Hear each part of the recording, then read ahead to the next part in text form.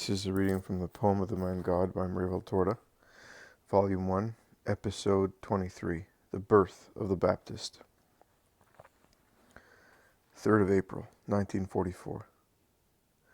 This vision of peace descends from heaven amid the disgusting things which the world nowadays offers us, and I do not know how that can be, because I am a little twig at the mercy of the wind in my continuous conflicts with human wickedness, so discordant with what lives within me.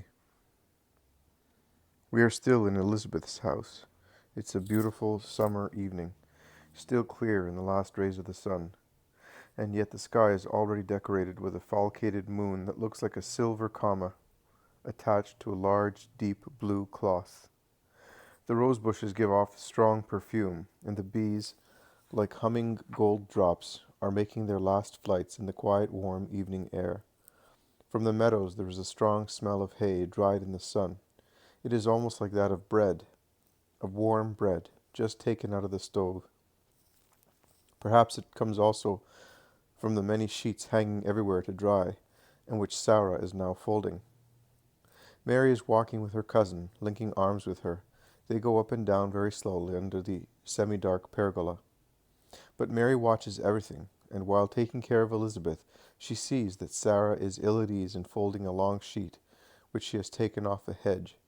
"Sit down here and wait for me," she says to her relative, and she goes to help the old servant, pulling the sheet to straighten it, and then folding it carefully. "They still smell of sun. They are warm," she says with a smile. And to make the old lady happy, she adds, "This sheet, after your bleaching, has become as beautiful as ever. You are the only one who knows how to do things so well." Sarah goes away, overjoyed with her load of scented sheets. Mary goes back to Elizabeth and says, "Let us take a few more steps. They will do you good." And, as Elizabeth is tired and does not wish to move, Mary says to her, "Let us go only to see if your doves are all in their nests, and if the water in their tub is clear. We shall then come back home." Doves must be the favorite pets of Elizabeth. When they are in front of the rustic tower where all the doves are gathered, Elizabeth is deeply moved. In fact, the hens are in the nests and the cocks are in front of them, but neither of them move. Instead, they all start cooing loudly when they see the two women, a gentle form of greeting. Elizabeth is overcome by the weakness of her condition, and by fears which make her cry. She expresses her fears to her cousin. "If I should die, what will happen to my poor little doves? You will not be staying here. If you were to remain in my house, it would not matter if I died. I have had the greatest joy a woman can possibly have, the joy the joy which I was no longer expecting to have, and I cannot even complain of death with the Lord, because he has overwhelmed me with his benignity. May he be blessed for it. But there is Zacharias, and then there will be the child, an old man who would feel as though he were lost in a desert without his woman, and the other is so small that he would be like a flower, condemned to die of cold because he is without his mother. Poor baby, without the caresses of his mother. But why are you so sad? God has given you the joy of being a mother, and he will not take it away from you when it is full. Little John will receive all the kisses of his mummy, and Zacharias all the attention of his faithful wife, until the very end of his long life. You are two branches of the same tree. One will not die, leaving the other alone. You are good, and you comfort me, but I am so old to have a son, and now that I am about to have one, I am afraid. Oh no, there is Jesus here. We must not be afraid where there is Jesus. My child relieved your pain. You said that yourself, when he was just a bud newly formed. Now that he's becoming more and more mature, and he already lives as my creature, I can feel in my throat the beating of his little heart, and I feel as if a little nestling with a light pulsating heart were resting on my throat.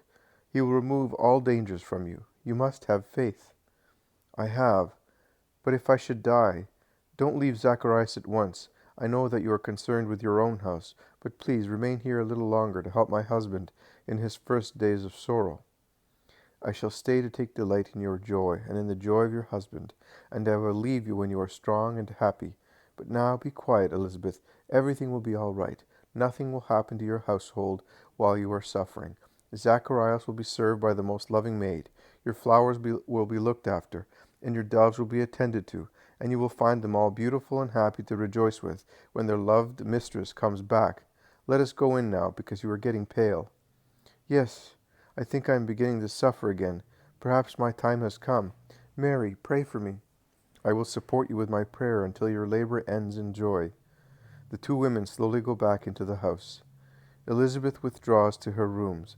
Mary, a capable and provident woman, gives the necessary instructions, prepares everything that may be necessary, and at the same time she comforts Zacharias, who is worried.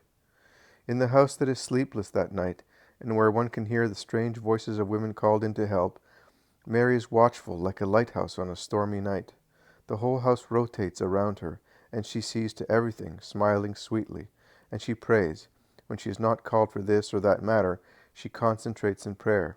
She is now in the room where they always gather for their meals and to work. Zacharias is with her, and he sighs and walks up and down uneasily. They have already prayed together. Then Mary has continued to pray. Also, now that the old man, being tired, has sat down on his big chair near the table and is quiet and sleepy, she prays. And when she sees him sleeping with his head resting on his arms crossed on the table, she takes her sandals off to make no noise, and walks barefooted, and making less noise than a butterfly fluttering around the room, she takes Zacharias' mantle and lays it on him so gently that he continues to sleep in the comfort of the woolen cloth that protects him from the cold air of the night that comes in gusts from the door, which is very often open. Then she starts praying again, and she prays more and more intensely, kneeling down, raising her arms, when the painful cries of Elizabeth become heartrending. Sarah comes in and invites her to go out. Mary goes out barefooted into the garden. "My mistress wants you," she says. "I am coming." And Mary walks along the house, goes upstairs. She looks like a white angel wandering in the peaceful starry night. She goes into Elizabeth's room. "Oh, Mary, Mary, what a pain! I can't stand it any longer. Mary, how much pain one must suffer to be a mother." Mary caresses her lovingly and kisses her. "Mary, Mary, let me put my hands on your bosom."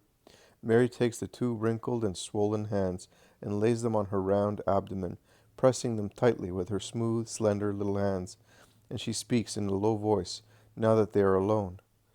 "Jesus is here, and he hears and sees you. Have faith, Elizabeth. His holy heart is beating more strongly because he is acting for your good. I can feel it throbbing as though I were holding it in my hands, and I understand the words that my child says to me. He is now saying, 'Tell the woman not to be afraid. Only a little more pain, and then with the first rays of the sun, among the many roses awaiting the morning's rays to open out on their stems, her house will have the most beautiful rose, and it will be John, my predecessor.'" Elizabeth now presses also her face against Mary's bosom and weeps gently. Mary stands for some time in that attitude because the pain seems to ease, giving a moment's relief, and she beckons everybody to be quiet. She remains standing, beautiful and white, in the pale, faint light of an oil lamp, like an angel near a person who suffers. She is praying. I can see her moving her lips, but even if I did not see them move, I would understand that she is praying from the enraptured expression on her face. Some time goes by, and Elizabeth is in the throes once again. Mary kisses her again and goes out.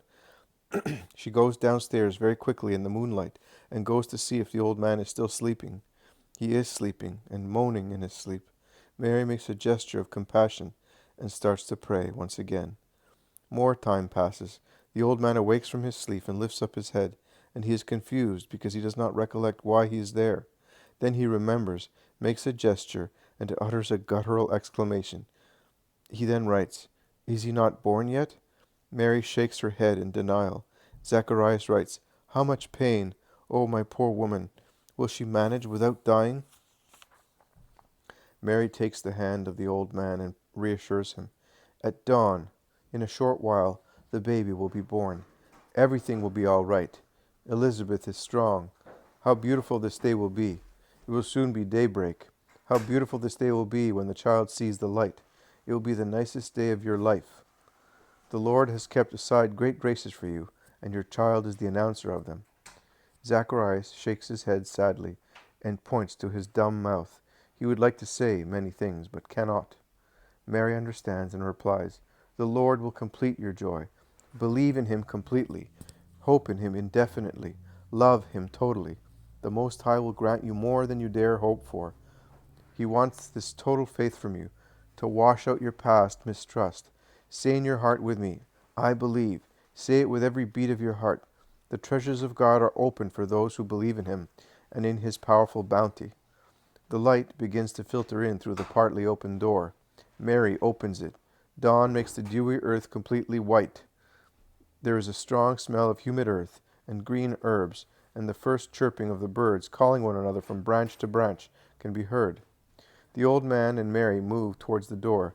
They are pale because of the sleepless night, and the light at dawn makes them look even more pale. Mary puts on her sandals and goes to the foot of the staircase and listens. A woman looks out, nods, and then goes back in. Nothing yet. Mary goes into the room and comes back with some warm milk, which she gives to the old man. She goes to the doves, comes back, and disappears into the same room. Perhaps it is the kitchen. She moves around, watching. She looks as though she has slept the most perfect sleep. She's so quick and serene. Zacharias is walking up and down the garden very nervously. Mary looks at him compassionately.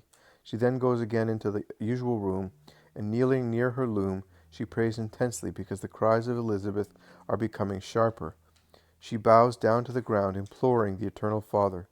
Zacharias comes back in, and seeing her in this prostrate state, the poor old man cries. Mary gets up and takes him by the hand.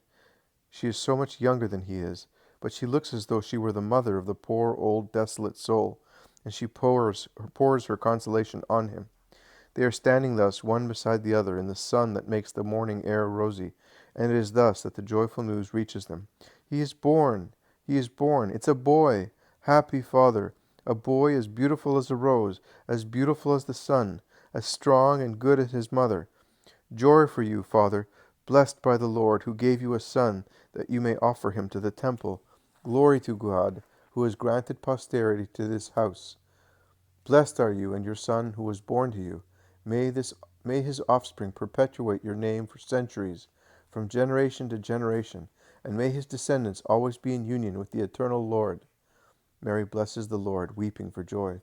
Then the two receive the little one who has been brought to the Father, that he may bless him. Zacharias does not go to Elizabeth. He receives the child who is screaming desperately, but he does not go to his wife. Mary instead goes, carrying with love the little one, who becomes quiet as soon as she takes him in her arms. The woman who is following her notices this, and she says to Elizabeth, Woman, your child became quiet immediately when she took him. Look how peacefully he is sleeping, and only heaven knows how restless and strong he is. But look now, he seems a little dove. Mary lays the creature near his mother and caresses her, tidying up her gray hair. The rose is born, she whispers in a low voice, and you are alive. Zacharias is happy. Does he speak? Not yet, but hope in the Lord. Rest now. I am staying with you. Mary says, If my presence had sanctified the Baptist, it did not nullify for Elizabeth the sentence against Eve. You shall give birth to your children in pain, the Eternal Father had said. Only I, because I was without stain, and I had not had any human copulation, was exempted from generating with pain. Sadness and pain are fruits of fault. I, who was the innocent one, had to know also sorrow and sadness, because I was the co-redeemer, but I did not know the tortures of generating. No, I did not know that torture. But believe me, daughter, that there never was and never will be a torture of purpurity like mine, as the martyr of a spiritual maternity, which was accomplished on the hardest of beds, the bed of my cross, at the foot of the scaffold of my dying son, which mother is compelled to generate thus, to blend the torture of her bowels, which contract spasmodically because of the death rattle of her dying creature, with the torture which tears her bowels apart in the strain of overcoming the horror of having to say, I love you, come to me, who am your mother, to each murderer of her son. Born of the most sublime love that heaven ever saw, of the love of a God with a virgin, of the kiss of fire, of the embrace of light, which became flesh, and made the womb of a woman the tabernacle of God. How much pain to be a mother, says Elizabeth. So much, but nothing when compared to mine. Let me press my hands on your bosom. Oh, if you always ask me for that when you suffer. I am the eternal bearer of Jesus. He is in my womb, as you saw last year, like the host in the monstrance. Who comes to me finds him. Who leans on me touches him. Who addresses me speaks to him. I am his dress. He is my soul. My son is united to his mother, more, much more now than he was in the 9 months that he was in my womb. And every pain is appeased, every hope flourishes, and every grace flowers for those who come to me and rest their heads against my bosom. I pray for you. Remember that. The beatitude of being in heaven, living in the ray of God, does not cause me to forget my children who are suffering on the earth. And I pray, and all heaven prays, because heaven loves. Heaven is living charity, and charity has mercy on you. But even if I were all by myself, my prayer would be sufficient for the needs of those who hope in God, because I never stop praying for you all, for the holy and the wicked, to give joy to the holy, to give repentance to the wicked, that they might be saved. Come, come, O children of my sorrow. I am waiting for you at the foot of the cross, to grant you graces.